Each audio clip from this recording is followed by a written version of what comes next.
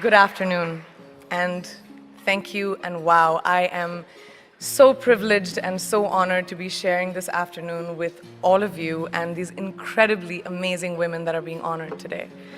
I'd like to extend my congratulations to each one of you, Octavia, Michelle, Kelly, Patty, and all 50 women that have been included in the Impact Report. Your achievements not just inspire me, but also so many others to work harder, to be better, and to make a dent wherever we can. So I'm very, very proud to be standing alongside of you. So in life, there are moments when you stop and ask yourself, how did I get here? Like, why am I standing here? Well, this is definitely one of those moments for me. And I find myself going back to the beginning, back to my roots. I was born to incredible parents, amazing parents who served as doctors in the Indian Army. I was the firstborn, and as far back as I can remember, I made my parents very proud and happy 99% of the time. Okay, slight exaggerations of personal achievements are allowed from time to time, don't you think? My brother was born a few years later, and even then, nothing changed for me. We were both given equal opportunities, and I want to emphasize this. I want to really emphasize this for you because I don't think a lot of people might understand that being equal might seem very normal. But where I come from, India, and a lot of developing countries around the world, more often than not, this is an exception. It's actually a privilege.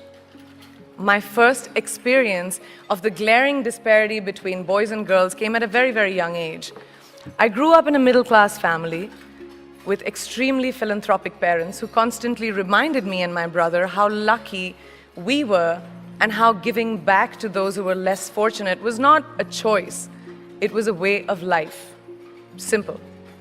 I was 7 or 8 years old when my parents started taking me on these visits in a traveling clinic to developing communities around and villages around the city that we lived in called Bareilly. We were packed into this ambulance, and my parents would provide free medical care to people who couldn't afford it. My job at the age of 8 was assistant pharmacist. So I would count all the medicines, put them in an envelope, and give it out to patients. And I really took my job very seriously, very seriously. But the more I went on these expeditions, the more I began to notice the simplest things that distinguished a boy from a girl or a man from a woman.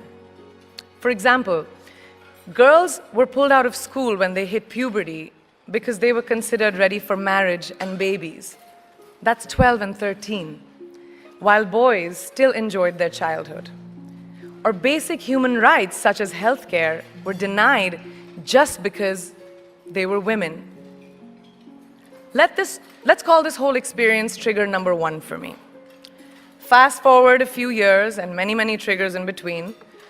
Like a producer-director, for example, early on in my career, I must have been about 18 or 19, telling me that if I didn't agree to the ridiculous terms or painfully low salary in his movie, that he would just replace me. Because girls are replaceable in the entertainment business. That was a memorable one. Made me decide to make myself irreplaceable. But I think what really moved the needle for me and ultimately led me to create the Priyanka Chopra Foundation for Health and Education and around the same time partner with UNICEF was an encounter with my housekeeper's daughter. About 12 years ago, I came home from set early one day and she was sitting in my library reading a book. And she must have been 8 or 9 years old and I knew she loved reading. So I asked her, I was like, it's a weekday, why aren't you in school? And she said, oh, I don't go to school anymore. So I went and asked her mother, and I said, why isn't she in school? And her mom said that her family couldn't afford to send her and her brothers to school, so they chose the boys.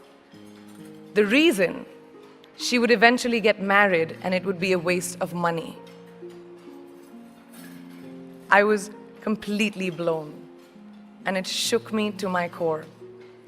Eventually, I decided to cover the cost of her education so that she could continue to learn, because education is a basic human right.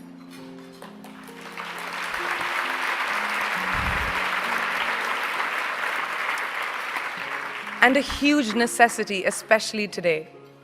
From that point on, I was determined to make a difference in as many children's lives as I could, in whatever big or small way that I could contribute. There's a really, really beautiful quote that I read recently, and I think it's absolutely appropriate to explain what I'm trying to say today. The hand that rocks the cradle, the procreator, the mother of tomorrow, a woman shapes the destiny of civilization.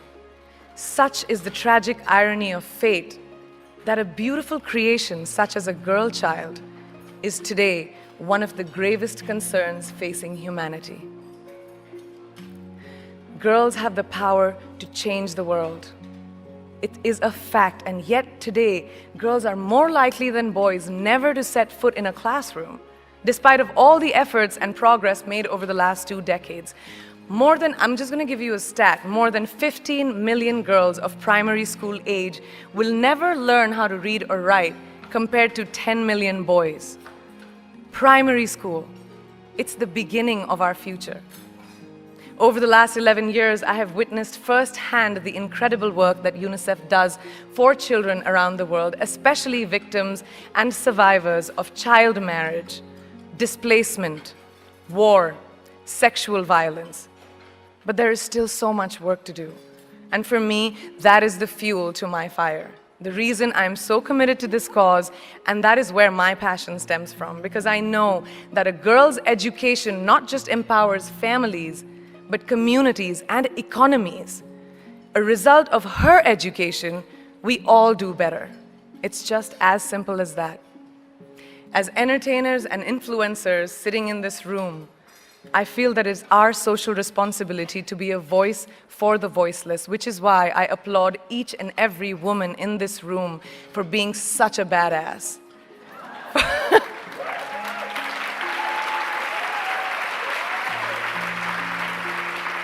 For using your platform and your voice to contribute to change, and for ensuring that there is not even one lost generation as long as we are alive. I'd like to thank Variety and all of you for encouraging me and all of us in this room to keep going and fighting on. Thank you so much.